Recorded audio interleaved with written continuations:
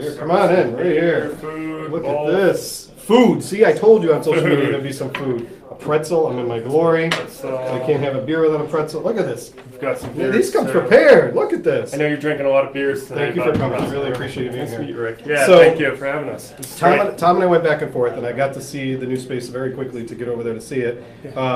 But you got some great press today too. You got some nice press from Yes. Champa in the Providence Journal. Yeah. Did a nice write up on you and your wife and your baby, right? Yes, Graham, year and a half old boy, our first boy. That's fantastic. Yeah. I know what that's like. I got four, so you got a little while you can catch up to me. Yeah, So exactly. this to me was fantastic because this concept I'd heard about right before and even during the construction phase of what was going on. And it's how many? You're 2 months now? Is it? Just shy of 2 Just months. shy of 2 Yep. months, right? So this is literally becoming this new hotspot. And I've talked to probably a good 12 or 13 of my friends that have been over to Bayberry. And you're also in a unique area that's now up and coming too. It's great. So Yeah. talk to us a little bit about the area that you're in, and then give me kind of a visual of how this came to be, because that's the big question, is that Yeah. people love that you're here, but how did Yeah. you come up with this idea to get there? Yeah, absolutely. So the street itself, West Fountain, is booming, and we're kind of coming out of the tail end, which is a great thing. We're further down from places like Long Live Beer Works and Slow Road and the Avery and North, which unfortunately will be moving downtown soon. But we kind of feel like now the cornerstone of that, or the bookend, I should say, of that street, because then you go a little further and it's essentially the police station, the parking garage there. Right. But your space is also a good sized space to be in that area. It is, yeah. So the space itself, the building, it's a late 1800s building, 3,700 square feet, residential lofts above us, Great. Planet Fitness next to us there. And we really lucked out with the space as a whole. I mean, we were told that it was originally a horse stable back in the late I did hear 1800s. that, yep. I heard that. And it was a brewery above, and they'd load the barrels onto the horses, send it out through the city. We heard that roughly 2 years ago. We looked at the space for the first time, and we knew we just had to have the property. It's just kind of meant to be. And so how this idea kind of came about was my wife and I both worked corporate jobs. Yeah, you were with Fidelity, right? I was. Yeah, Fidelity. Yep. About 8 years ago, I was with a different company, and we had our yearly conference over in Germany. So on the way in, we stopped in Munich and went to a traditional beer garden there at the English Gardens in Munich. Nice. And I was just completely inspired by that whole aspect of just communal folks just coming together and just having a great time in the park and grabbing beers and just relaxing for the day in this open air setting. Right. So when my wife and I moved from Philadelphia 4.5 years ago to get between the families, I'm from Maine, my wife is from Philadelphia. I had a job with Fidelity up until April, and we just absolutely fell in love with the food scene, and craft beer has always been a big passion of mine. So You've been a beer drinker this whole time, though? Yeah. Okay. Yeah, Okay. yeah. So when you went to visit in Germany, when you saw this, was Mhm. your idea, how can I mimic this and where am I going to go next? It was more of just kind of an inspiration. Wow, this would be so cool to do, but I would have nowhere to even begin to know what put to it do. together. Yeah. But then once we, kind of stepped back a little bit, and I visited another place in New York City with some of my friends, and I kind of realized that something like that could work back home. Right.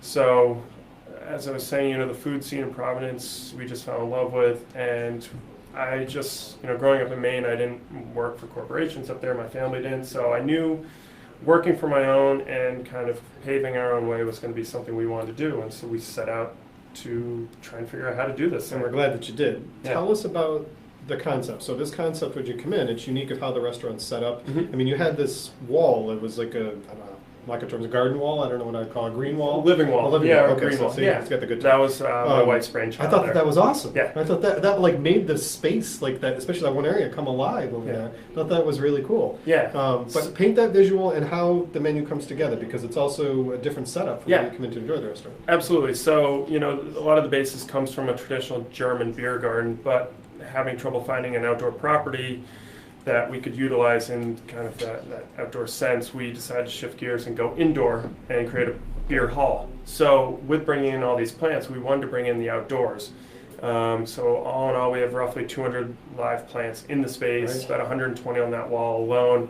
And we wanted to just create something different and unique for Providence and for Rhode Island by bringing in this greenery and creating kind of this light and airy space And with our service model, we don't have traditional wait staff. And this is what I find that's interesting. So I definitely want you to understand this because this is a very cool part of this. Yeah, so we have a traditional bar, which is full service like any other bar, but then we have roughly 80 seats in large communal tables out in the main dining area, and that is all self-serve. So, you can grab a seat wherever you'd like, and then you come up to the end of the bar where we have staff that'll take your food and drink order. Right.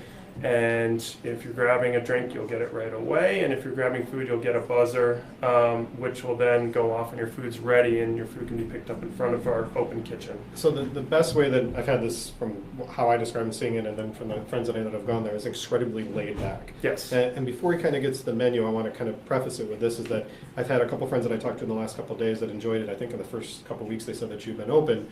And they said that it was so relaxing that they thought that they were done. They thought that they were done drinking beer or eating or whatever. Yeah. And they were there for, one of them said he was there like an hour and 15 minutes. And he got up and he's like, you know what, I want another beer. And I went back and he said he wanted a pretzel and another beer. And he sat down for another half hour. But he said that that's how the environment felt. Right. And the comfort to be able to do that. So I thought that that was fantastic because you don't really, your mentality is, okay, when you're done, you got to go. But it's more treated like this comfort of almost a home feeling to really want to do that. Exactly, yes. We're taking that methodology from the traditional beer gardens, and we want people to be able to come and hang out and not feel like there's a waiter or waitress trying to turn the table over. And we want them to spend their day with us, their night with us, and just enjoy themselves and relax. So tell us about the food, and then let's get into the style of beer because you're different Absolutely. in how you're choosing the beers that you have for them. Yeah, absolutely. So we tried to create kind of a new American style menu, but some nods to traditional German fare. So our chef Dave Johnson,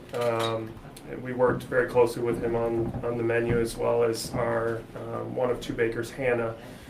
So this is a traditional pretzel here, which I will be eating, trust me. We have a house-made mustard butter, so it's a little bit different than your normal mustard in that we mix it with a little bit of butter there to get a little more unctuousness. Now, is the pretzel made in-house with the baby? Yes. Fantastic. Yep. Everything's made in-house. And then this is our burger, which is actually a beef mushroom combination.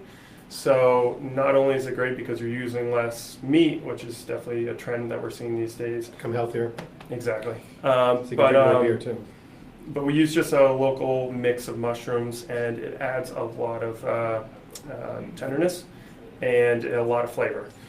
I saw this on the menu when I was looking at it. So this is, everybody knows I'm a mushroom fanatic, so this is one of the things that I will absolutely try. That sounded awesome. And then our house-made buns as well, and on top of the burger is a cheddar and a smoked tomato relish, and our smashed peewee potatoes, which are tossed in parsley, lemon, and garlic and salt. So now you're just open for dinner right now?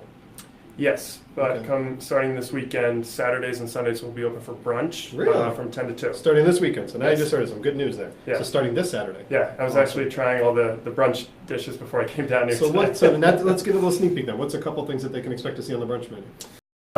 So there's definitely going to be a nice twist on a Benedict. There's going to be a lot of nice baked goods. We have a really fantastic waffle dish for our dinner menu that's made with pork. We're taking that, but using seasonal fruit on top. Awesome. With some nice maple syrup and house-made butter. And then and that's really encouraging. Open less than 2 months and you're not going to be able to open for brunch. That's awesome. Yeah. That's We've really also good. got a biscuits and gravy with eggs on top. And biscuits are made in house. So let's talk about the beers. Because Yeah, we've got something absolutely. back here. Yeah. So So we brought a few different beers, kind of ranging in our portfolio. So the beer selection of how you're doing it. So we got all these craft breweries and great beer locations that we're talking about today that I brought in, and also combining the restaurant thing. But how do you come up with the list of what you're serving? Yeah, so to start off, everything is domestic, Okay. and kind of to follow suit with the space and with the menu and everything, the service model. We're trying to find stuff that you can't find at every other bar in town. Not to mention, we just had a new distributor come to town with some great New York and Boston breweries. And we've got 14 draft lines that are rotational. And 14? Yeah. Wow. And then 2 wines on draft as well. What? Wait, And- I missed that last night. 2 wines on draft? Yes, so we have a rosé right now, and then a Gruner Veltliner. I love Bruno. Yeah. That's awesome. And then, and then we have roughly 35 bottles and cans options. That's what I brought here today, kind of trying to bring a mix in. So this is Finback IPA from Queens, New York. Finback is a relatively new brewery and very new to Rhode Island. They've only been in Rhode Island for 2 weeks, and actually 2 weeks.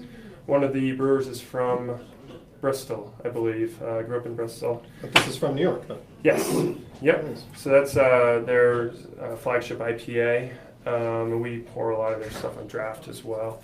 And then the Evil Twin Mission Goes. So a Goes is a traditional Goes was actually made with sea salt and coriander to counterbalance the salt. So let me ask you this. So thinking about that and talking about the balance in there and the sea salt, is your staff at the position now where bringing these in, and you said everything's domestic that you're getting in, are you guys kind of giving options and thoughts of how people can pair it up with the dishes that you have there? Yeah, absolutely. All right. Absolutely. And we actually just introduced a local cheese board that we are pairing our flights with. So we said this cheese will be great with this beer, and so it's really kind of interesting, kind of tying it all together with the cheese and the. See, this is a whole new thing for me. You can get flights in beer like you can get flights in wine. Yes. But don't be surprised if you see me Facebooking live from there and you see me having a Gruner Veltliner. In addition to the beers, I will have both. The Gruner is And delicious, so I won't blame I you. love Gruner. It's like one of my top white wines that I enjoy. Yeah. So that's important because there is a lot of us that are still getting into this movement and enjoy the style of food that you have there and the comfort of it to be able to have that, advice on what to pair up and have with these things. Because Absolutely. to me, I love trying new things. So to say that it's only in the market for 2 weeks, I'll having a sip of this in a second. But talk to us about this last one, Jordan. So this is actually one of our more popular drinks right now. It's Wolfers, which is a winery in Long Island. They started getting into ciders. So we offer a lot of ciders. We find that they're a nice choice for someone who might traditionally like wine but wants to try more of like a beer style drink. And is this the type of season right now where people are really getting into the ciders, right? Yes. Yeah. So this one in particular, you get that rosé color because, as I said, they're a winery, so they just started getting into ciders. And they take the grape skins and they brew the cider with the grape skins to get the color, and you also get some of the tannins. So it's almost a crossover between wine and cider, and See, it's the best of both worlds. very, very delicious. So that's in Long Island. And I'm liking these glasses. You might not get these back. Yeah. Cheers. Cheers. Thank you. Thank you for coming in. So a lot of really nice Wow. grassy notes from the hops there. Really nice. This would Some go good perfect with that burger. Yeah, some good color from it as well.